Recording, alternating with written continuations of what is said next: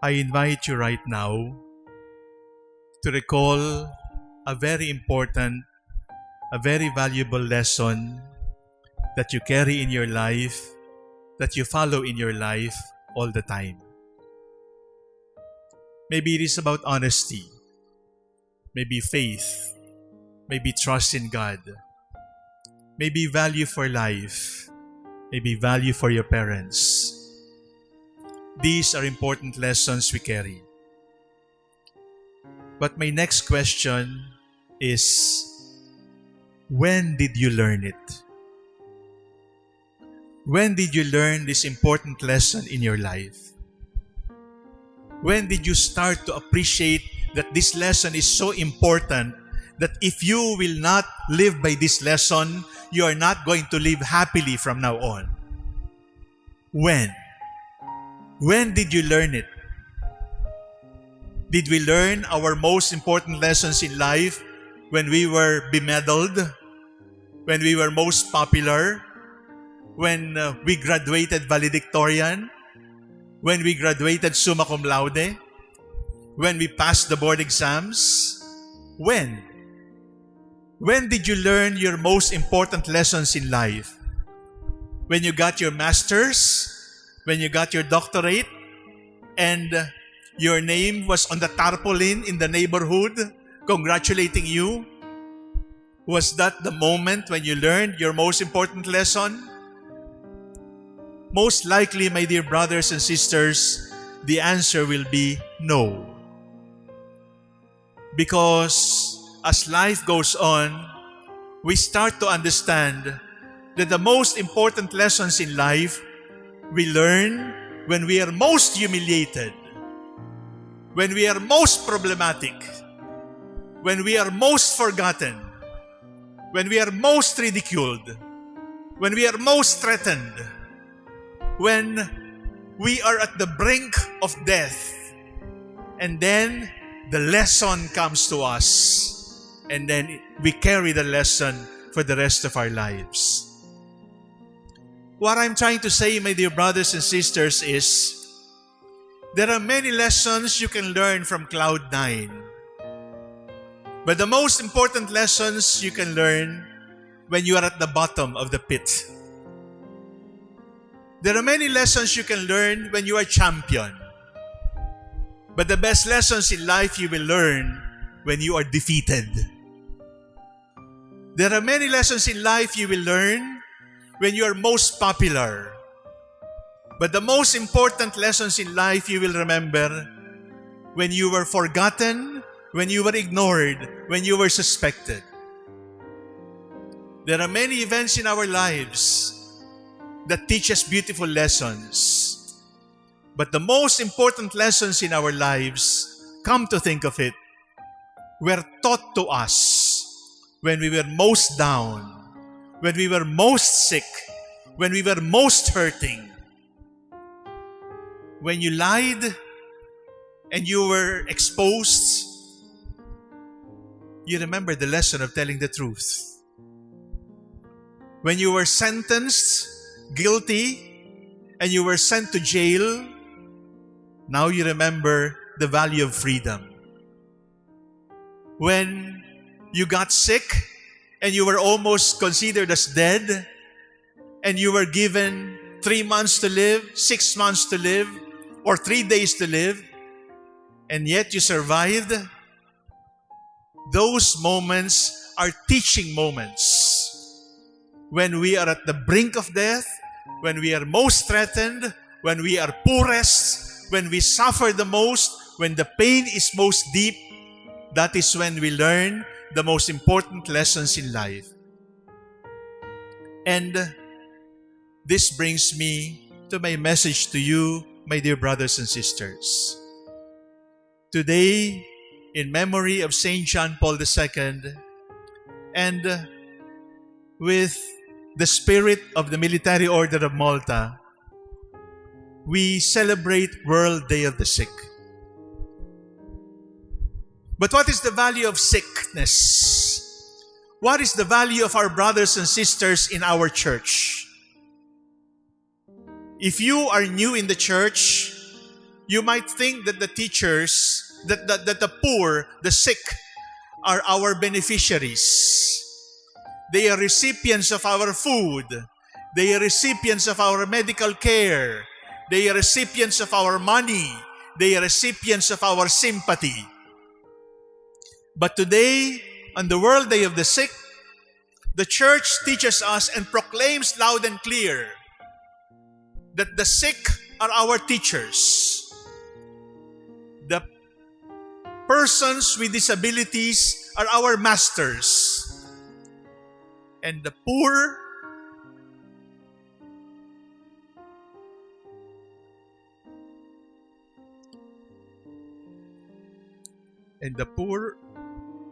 are our lords. The poor are our lords. The sick are our lords. The handicapped are our lords. And if until now you do not understand it,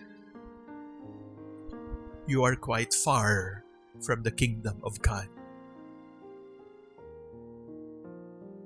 The most important lessons in life we learn when we are most sick, when we are in jail, when we are humiliated, when we are publicly rebuked, when we are ridiculed.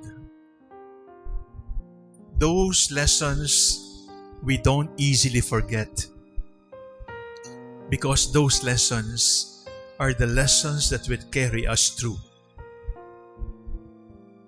For the past 100 years, the world has been living in health.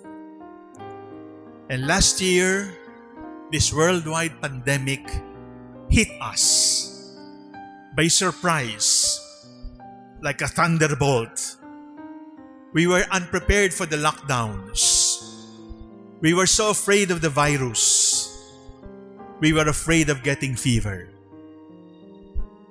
But believe me, my dear brothers and sisters, although the past year, the past 11, 12 months have been months of anxiety, of stress, of depression for all of us, believe me, there is a lesson to be learned. Until now, we are still trying to survive. When that time comes, when we are able to thrive, we can look back at COVID-19. We can look back at those who got sick. We can look back at those who died. And we will be able to say, thank you for teaching us the lessons of this sickness. There is a secret inside COVID-19. And it is not to be seen by the microscope. It is not the subject of research of scientists. The secret of COVID-19, you can only discover if your eyes are the eyes of the Lord, and if your heart is the heart of the Lord. That is the secret. There is a strong connection between a deep problem and a deep lesson. But not all deep problems teach us deep lessons, because some of our deep problems have resulted in deep bitterness. Where lies the difference? I will explain it to you by a story. Michael is the only son of a widowed mother, and he was 5 years old, poor. When he was about to go to school, the mother brought him to school the first day, and his classmates had yayas, had nannies to accompany his classmates to school. When he came home, Michael said, "Nanay, can I also get a yaya to bring me to school?" And the mother said, "We are poor. We cannot afford." You just ask Jesus to bring you to school every day, and Jesus will fetch you every day also.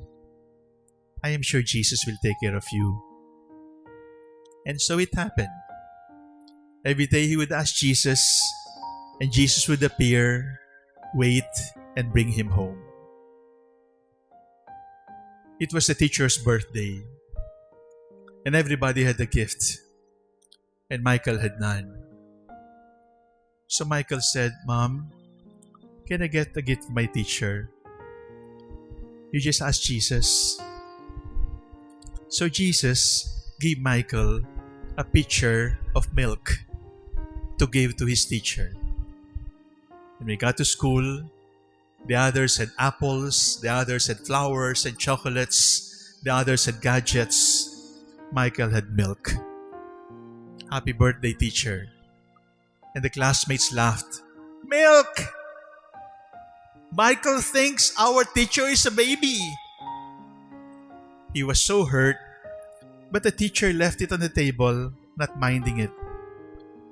Michael started to cry, and the teacher said, transfer the milk to another pitcher and return the pitcher to Michael. So it was transferred. But as they transferred to one pitcher, the pitcher that originally carried the milk had more milk. 8, 10 pitchers had been filled, and there was still milk coming from the pitcher. And the teacher said, Michael, where did you get the milk? And Michael said, from Jesus. Where is Jesus? Outside the door, waiting for me to go home. So they went out. Jesus was not there. And Michael said, Jesus, my teacher wants to meet you. No, Jesus. And the class was laughing. Ha ha ha ha, liar, liar, liar. No, Jesus. It was now Michael's turn to cry. The teacher left. The classmates left. And while bowed down, Jesus appeared. And Jesus said, I'm here. And Michael said, I was calling you earlier, you did not come. Now they are gone, they won't believe me. And Jesus said to Michael, Michael, I am always here. You can return to your teacher and say to your teacher, Teacher, Jesus told me that if your heart will be as pure as my heart, you will see me also. Teacher, if my heart is as pure as your heart, you will see Jesus also. There lies the difference. How come people become saints with sickness? And how come people get bitter with sickness? The answer is purity of heart. The microscope can show us the virus, but purity of heart can show us the lessons. There are lessons that we can learn from cloud 9, but the most beautiful lessons we can learn in the darkness of the pit, in the darkness of the night. If your heart is pure, you will understand. Sickness is a blessing. The sick are our treasures. The weak are our masters. And the poor are our lords.